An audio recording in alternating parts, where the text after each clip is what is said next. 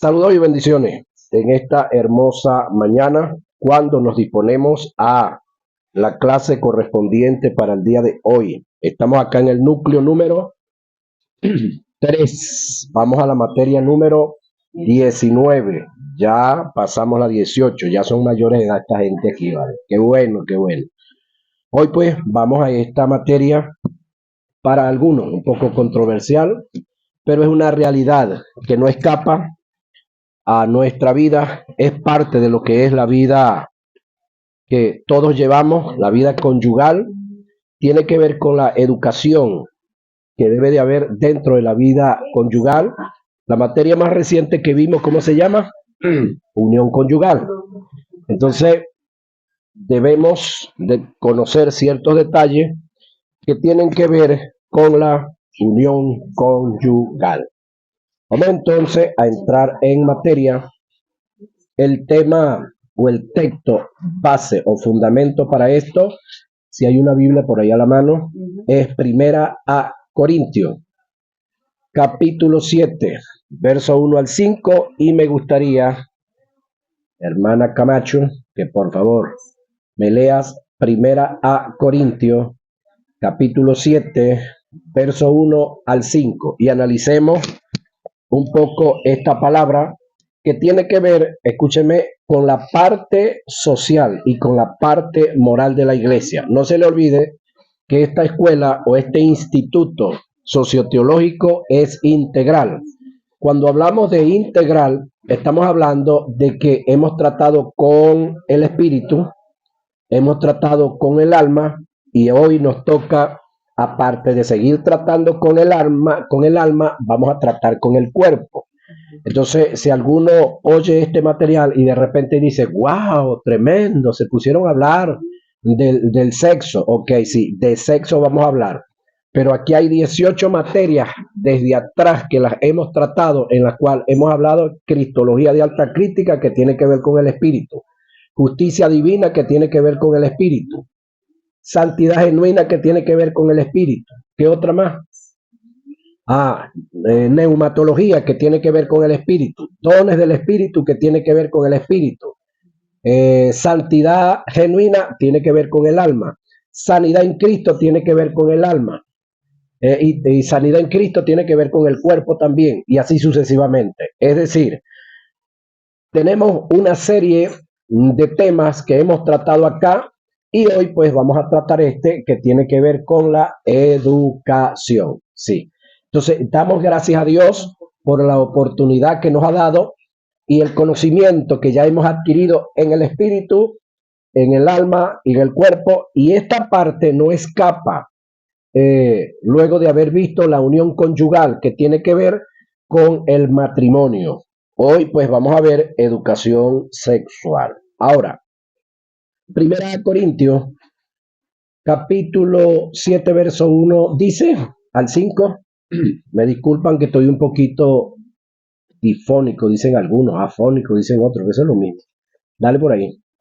Dice así: en cuanto a las cosas de que me escribisteis, bueno le sería al hombre no tocar mujer. Ajá. Pero a causa de las fornicaciones, cada uno tenga su propia mujer. Aguántalo ahí. En cuanto a las cosas que me escribiste, es decir, Pablo está escribiendo esta carta por una información que recibió por escrito de alguien, ¿sí?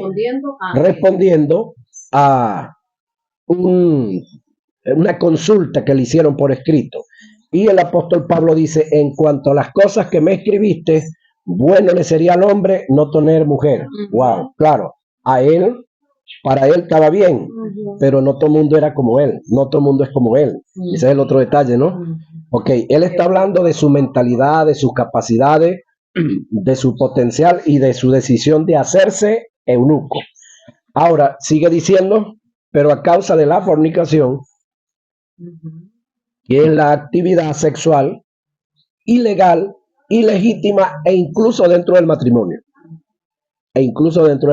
¿Sigue? Cada uno tenga su propia mujer. Eso, cada una su propio marido. Es decir, una para uno y una para uno. Es decir, como al principio, originalmente.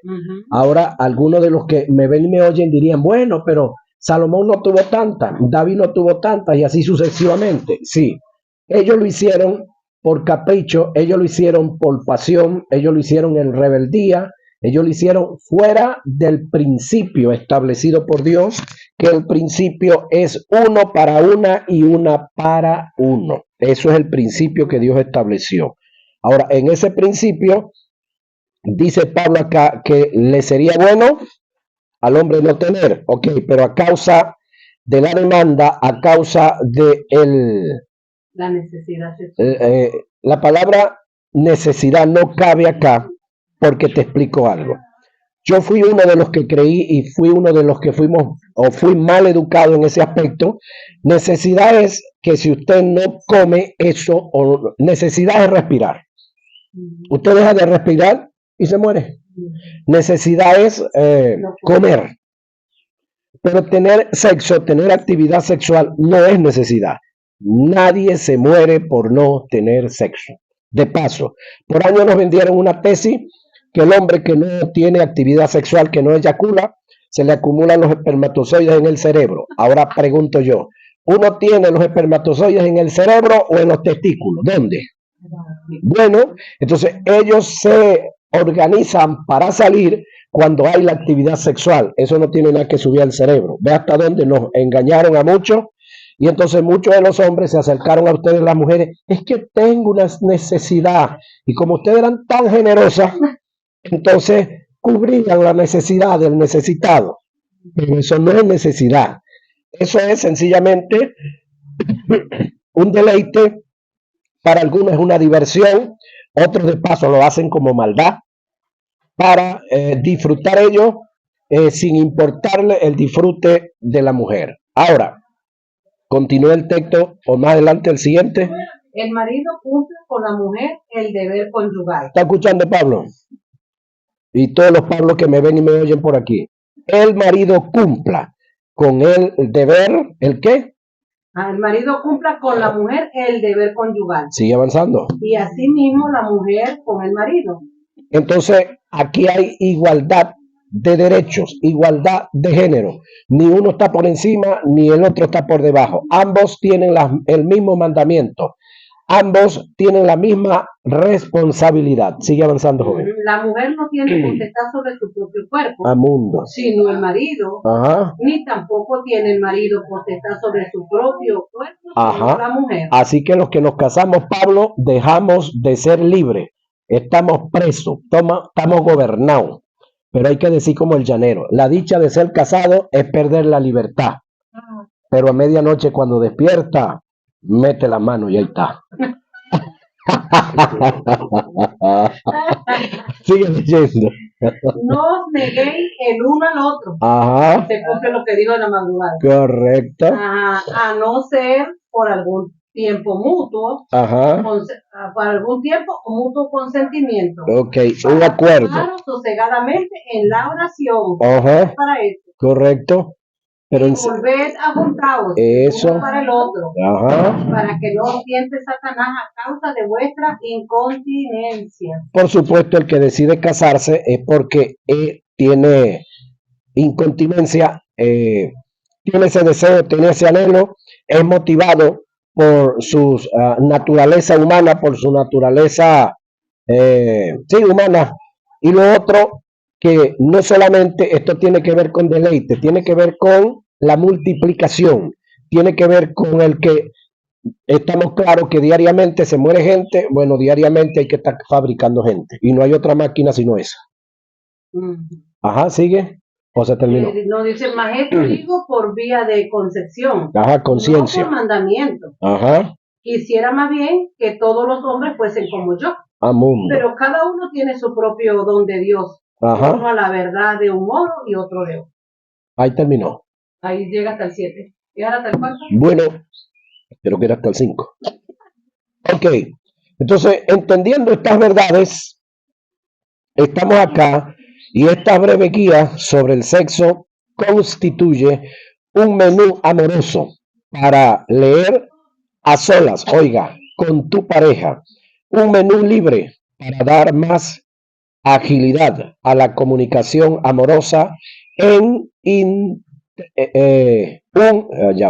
amorosa, un intermediario capaz de derruir paulatinamente en el hilo de sus páginas las invisiones apresuradas, una suave iniciación en la técnica del amor.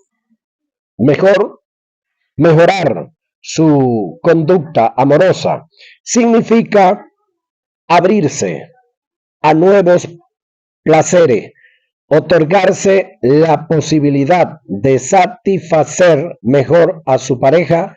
Muchas veces en el lecho conyugal hay una latente insatisfacción por parte de los cónyuges. La información que damos en esta guía nos propone una iniciación en el arte del amar mediante consejos prácticos. Facilitamos sugerencias que van a modificar y liberar la imaginación de los miembros de la pareja. A través de estas líneas haremos una descripción e ilustración de las posturas elementales del coito y otras fórmulas básicas. Las variaciones en el acto sexual son una buena manera de renovar el placer y de acceder a una verdadera comunión de los sexos. Con frecuencia, un buen acoplamiento sexual permite vivir más armoniosamente el vínculo de la pareja con su entorno. Esta guía alberga el propósito de teñir y de vivir, de vivos colores la vida cotidiana de la pareja e invitarle a tener una mejor relación sexual. Quisiera a los lectores de esta guía pedirles con todo el respeto que miren el contenido como un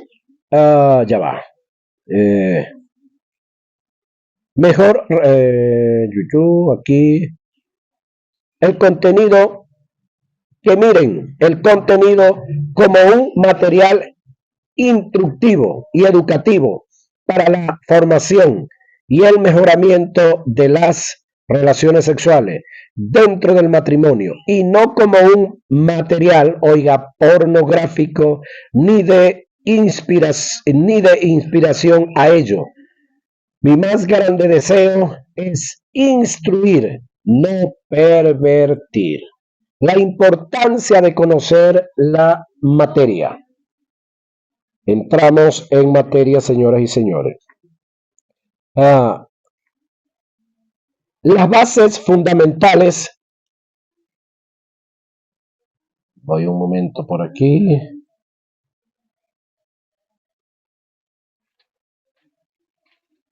Ok.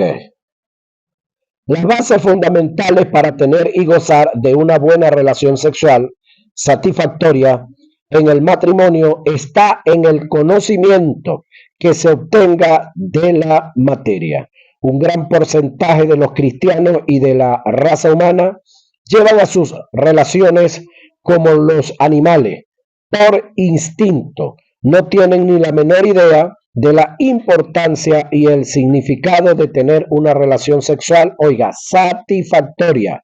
Una de las causas de este fenómeno de no haber satisfacción en los cónyuges dentro de sus relaciones sexuales es la falta de conocimiento que se tenga en la materia.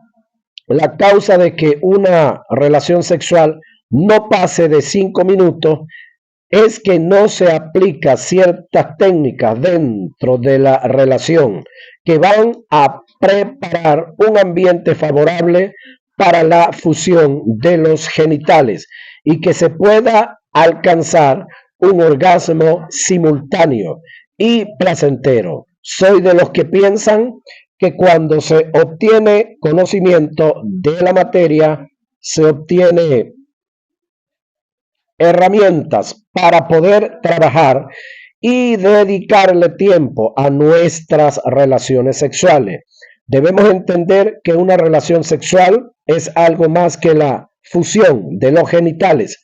Dicha fusión es el sello culminatorio de dicha relación y que muchos, por ignorar la materia, hacemos de la fusión el comienzo de la relación y el culminar prematuro de una mala e infructuosa relación sexual. Pienso que con tantas zonas que tienen los cónyuges para explorar y las cosas que se pueden expresar y decir, una relación sexual lo menos que debe durar es 15 minutos. El sexo es un don que Dios nos ha dado y debemos disfrutarlo a lo máximo dentro de sus límites. Otro de los fenómenos que se da dentro de los cristianos en su mayoría es que para muchos el sexo es un tabú, algo que no se puede hablar ni expresar con libertad dentro del lecho matrimonial. Más adelante, cuando tratemos el sexo como de Dios, el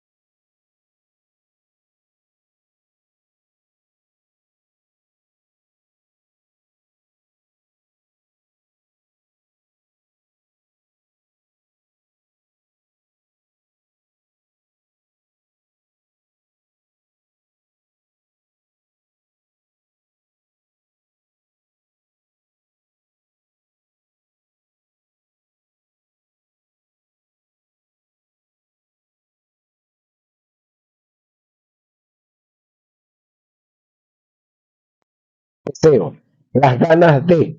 Entonces, por causa de usted tener el deseo sexual y tener las ganas de, suele que es algo que viene de parte de Dios. ¿Por qué le digo esto? Porque tenemos hombres y tenemos mujeres que tienen sus órganos sexuales y ninguno tiene deseo ninguno de ellos tienen deseos sexuales por nadie. Y no estamos hablando de homosexuales. Estamos hablando de gente que tienen sus órganos sexuales, pero no sienten deseo por nadie. En el caso de Eva y Adán, y en el caso de, creo que nosotros los que estamos aquí, no sé los que me ven y me oyen, aparte de tener los órganos, colocó Dios también el deseo. Entonces, ¿qué es lo que hay que hacer o qué es lo que hay que entender? Que si esto está en nosotros, Dios lo colocó, pero para que lo hagamos y lo llevemos a cabo correctamente con la persona adecuada y bajo los vínculos del matrimonio, para que no solamente tengamos el disfrute, sino que también vayamos a la reproducción, sin irnos a ningún extremo. Cuando digo sin irnos a ningún extremo, es porque hay algunos escritores que han dicho que la relación sexual única y solamente es para reproducirse, que nadie puede estar pensando en disfrutar, en tener gozo, en tener esa satisfacción dentro de la relación sexual, porque eso sería prostitución, negativo. Esa es la idea errada de un hombre que apoya el celibato dentro de la religión católica. Ahora, entendemos que si Dios colocó los órganos y colocó el deseo, es porque es bueno.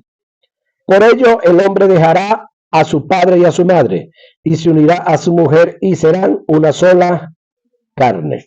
Ok, si lo vemos desde el punto de vista biológico, un blanco se casa con una negra, pues la negra no va a ser blanca ni el blanco va a ser negro. Ahí, en cuanto a al ser una sola carne, no tiene que ver con perder tu posición, tu identidad, tu nivel de hemoglobina, sino que es como que agarremos dos velas, hágase la mención que agarramos dos velas y la prendemos y las juntamos aquí arriba, las dos candelas. Usted aquí arriba va a ver una sola aureola de fuego, pero abajo son dos velas, nunca dejarán de ser dos velas, pero aquí en la unidad que tienen del fuego son uno solo. Entonces, de esa manera, un hombre y una mujer, una vez que se enamoran, una vez que acuerdan para unirse en matrimonio, la acción del matrimonio es uno solo, porque vamos a hablar de matrimonio. En primer lugar, para que haya matrimonio tiene que haber matriz, porque la palabra matrimonio viene de matriz.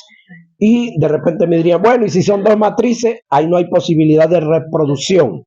¿Sí? Entonces, hablar de dos matrices, no hay posibilidad. Tiene que haber la matriz y tiene que haber el gameto masculino, uno, para que haya el disfrute y también pueda haber la reproducción, siempre y cuando ese sea parte del objetivo de esa actividad sexual. Ahora, Génesis 22-24, cuando una persona ha experimentado este descubrimiento y lo ha expresado en palabras, decide abandonar sus propias raíces y convertirse en esa nueva unidad que no es fusión ni desaparición ni coexistencia, sino mutua dependencia.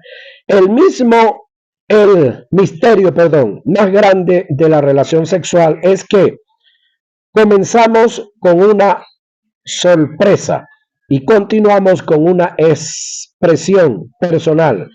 Termina formando un estado de feliz dependencia. Este es el curso del sexo en los físicos. La parábola de la vida conyugal,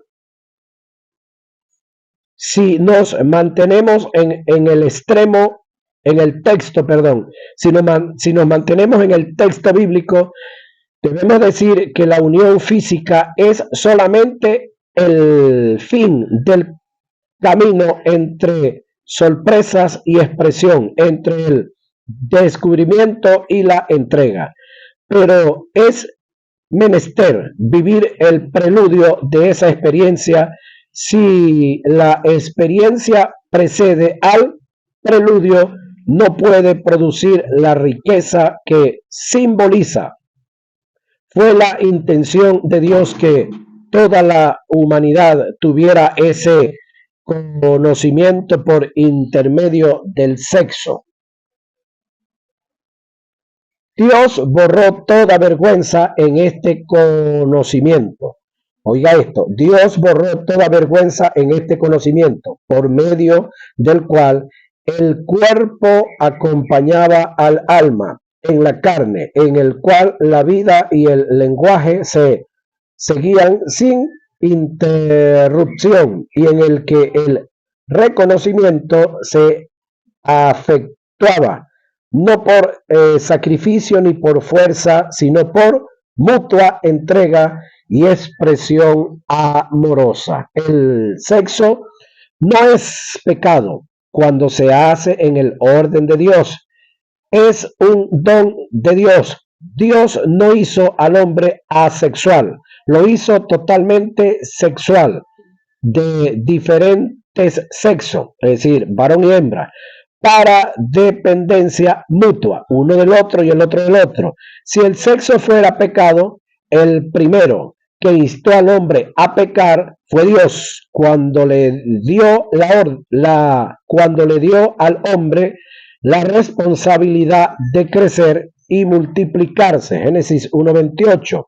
Entonces, cuando Dios le dice al hombre, juntaos y multiplicaos y llenad la tierra, bueno, ya todos sabemos que no vamos a multiplicarnos escribiendo por ahí en un cuaderno, Pablo Silva. No nos vamos a multiplicar haciendo arepas allá en la cocina, Martina Loyo, y así sucesivamente.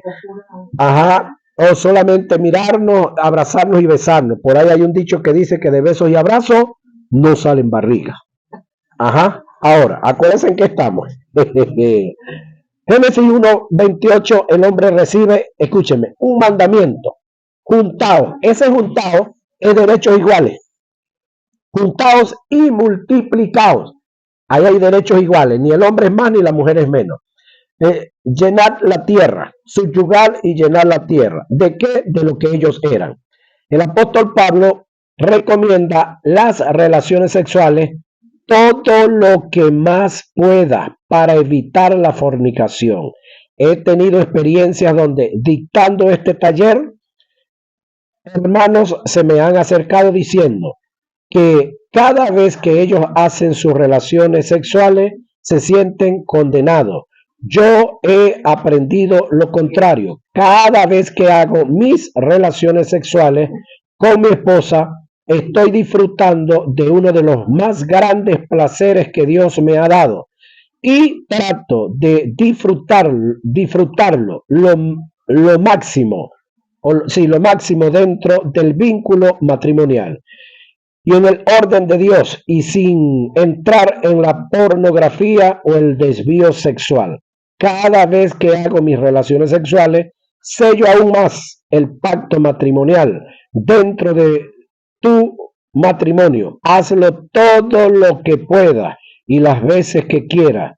Debemos entender en cuanto a Dios y a tus relaciones sexuales que Él no interviene en las relaciones sexuales, en el matrimonio, cuando se hace en su orden, bajo los vínculos del matrimonio y por las vías correctas como debe ser.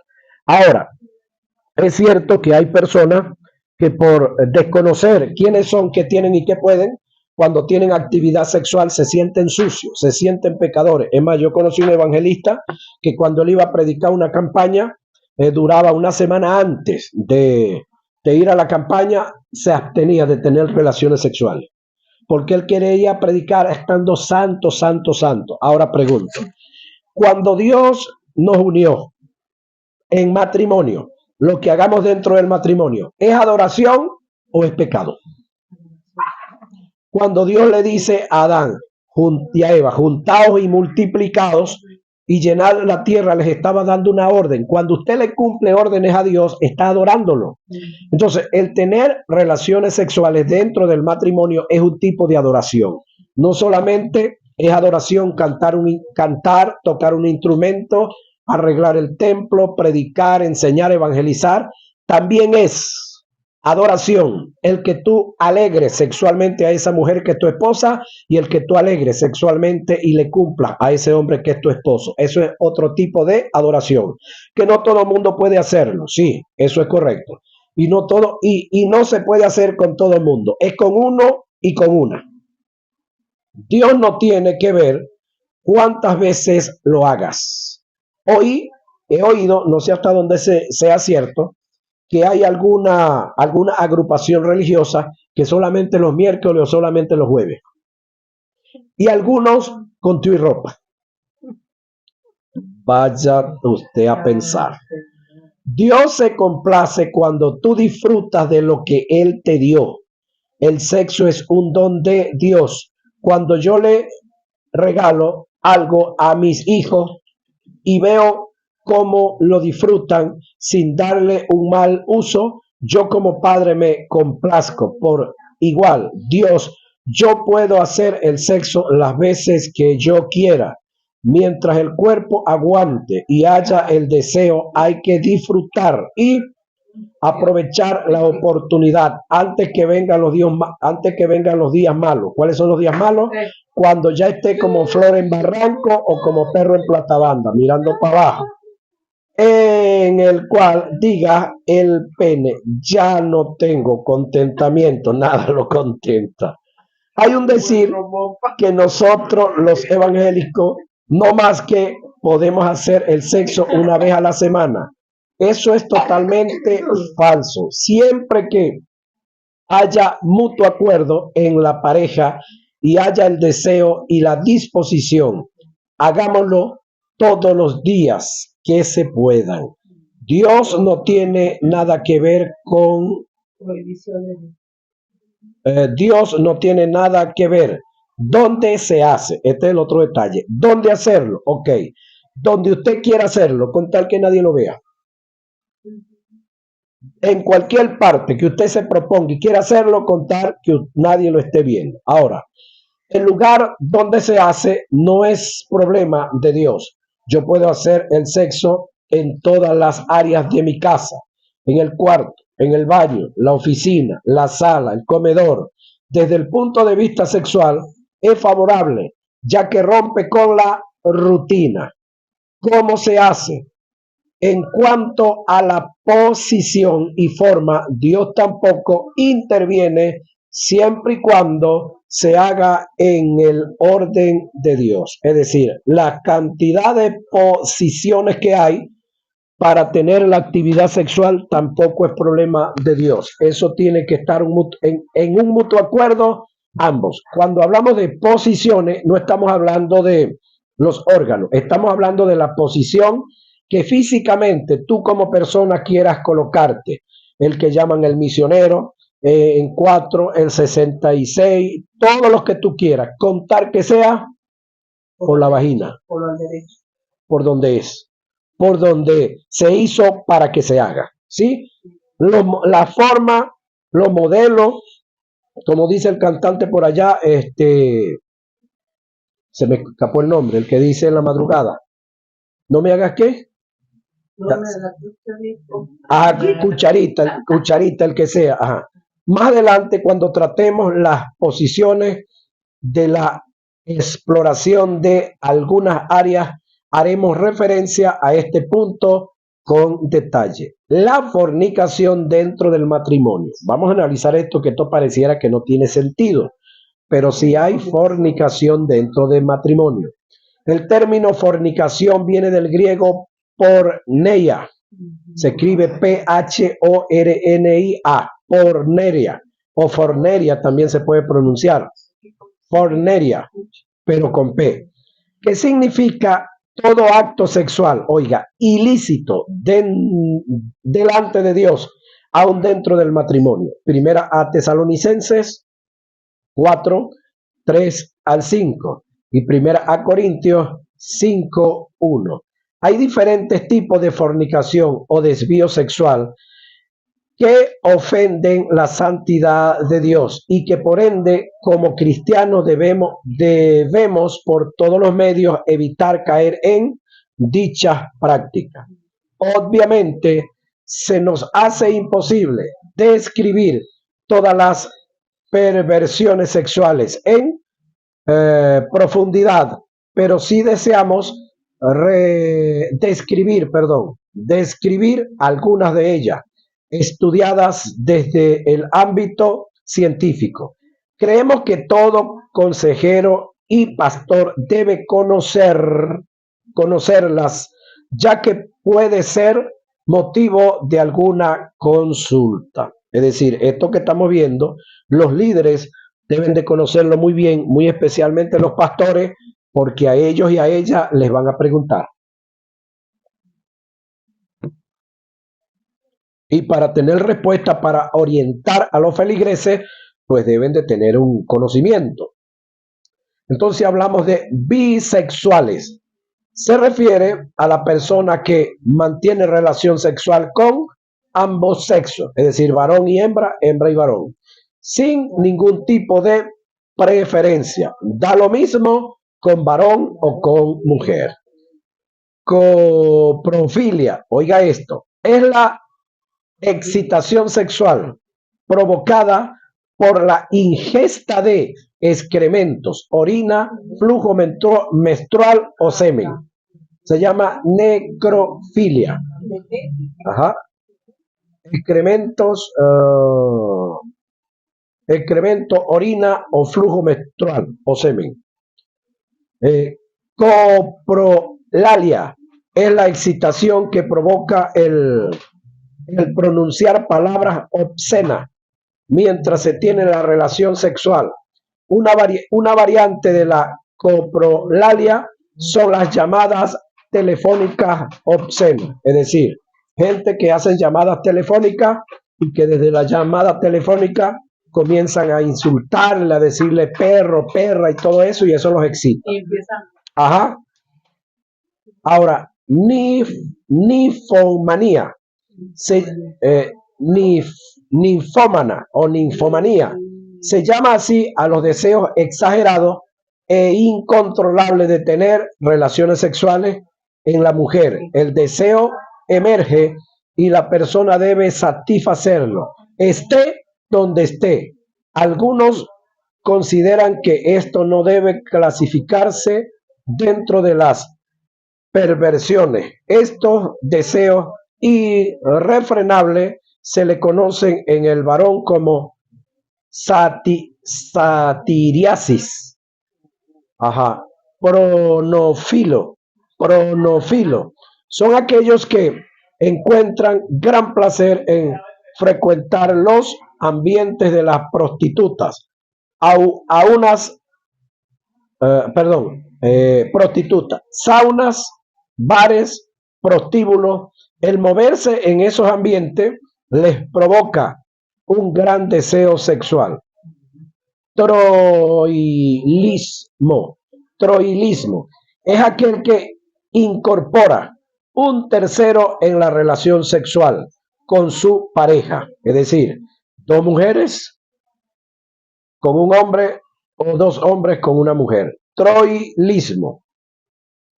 Homosexualismo es el tipo de persona que tiene atención sexual por individuos de su mismo sexo. Se llama homosexualidad, tanto en el hombre como en la mujer. Sin embargo, también en las mujeres se le llama lesbianismo, otros le dicen cachapera. Nota, ese criollo. En el caso de la mujer se le llama lesbianismo o criollamente cachapera.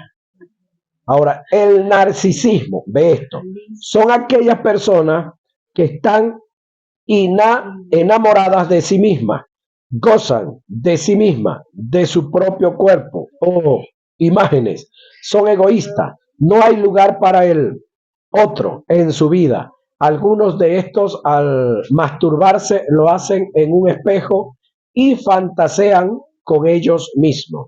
El narcisista se satisface solo y de la única manera es a través de la masturbación. El término masturbación, alguien decía por ahí que es manos turbadas en acción. Y ya usted sabe cuál es la acción. Zoofilio es el tipo de personas que siente atracción sexual por los animales y practica con ellos. Zoofilio es quienes tienen actividad sexual con animales, hombres con animales hembras y mujeres con animales varones también. Zoofilio. Ajá. La masturbación y lo relacionado a ello. Vamos a analizar, que todavía tenemos tiempo. La masturbación y lo relacionado a ello. La masturbación no es un tema del cual se hable en la Biblia. El pecado de Onán, relatado en Génesis 38, 8 y 9, el cual a menudo se lo interpreta como la masturbación, era en realidad unos coitos interruptus. El acto egoísta de Onán instituía un abierto desafío al cumplimiento de su deber para con su hermano, el cual era requerido por la ley del liberato, Deuteronomio 25, 5. Si Onán privó a la viuda de su hermano de la posibilidad de concebir y tener hijo erróneamente a la masturbación se le conoce como onanismo, que según el pasaje bíblico describe el caso. Lo que sucedió en Onán queda descartado como masturbación. El chico tenía relaciones sexuales con la cuñada, con la sí, con la cuñada o con la viuda de su hermano, y una vez que venía el acto de eyaculación, lo sacaba y vertía afuera, pero era para no levantarle hijo a su hermano, pero sí tenía la relación sexual con la chica. Él no se estaba masturbando. Entonces, eso no cabe como masturbación. ¿Por qué Dios le quita la vida a él? Por la rebeldía de no cumplir la ley de levantarle hijo a su hermano, porque el hijo, aunque era de él, iba a ser nombrado como si fuera de su hermano, y eso es un acto de rebeldía. Entonces el problema no era por la parte sexual, sino por la rebeldía que el tipo tenía. ¿Qué es la masturbación? El término masturbación viene del latín manu strup, mano truptatio, que significa seducir por las manos. Debemos definir la masturbación como la búsqueda solitaria del placer sexual, sin la necesidad de un objeto sexual externo. Esta búsqueda de placer se puede dar utilizando cualquier medio manual o instrumental. La masturbación es el acto de satisfacción de las necesidades sexuales del hombre o de la mujer mediante reservadas manipulaciones y artificios del pene o del clítoris para llegar al orgasmo. Psicológicamente, psicológicamente, en un sentido amplio, al hablar de masturbación, estamos refiriéndonos a su equivalente a autoerotismo. Es o se considera pecado la masturbación. Aquí hay una pregunta, vamos a responderla. Ciertamente la masturbación esporádica o frecuente no se considera en el campo sexológico una perversión, pero desde el punto de vista bíblico, más que religioso, no existe en las escrituras ninguna prohibición moral a la masturbación, ni en el Antiguo ni en el Nuevo Testamento, ni se considera un tema bíblico. Sin embargo, se ha demostrado psicológicamente que para la práctica de la masturbación se debe entrar en fantasía sexual, se debe meditar en experiencias sexuales anteriores que incluyen cualquier material pornográfico, revista, audio o videos. Muchas veces se cae en el narcisismo, fantaseando con ellos mismos frente a un espejo.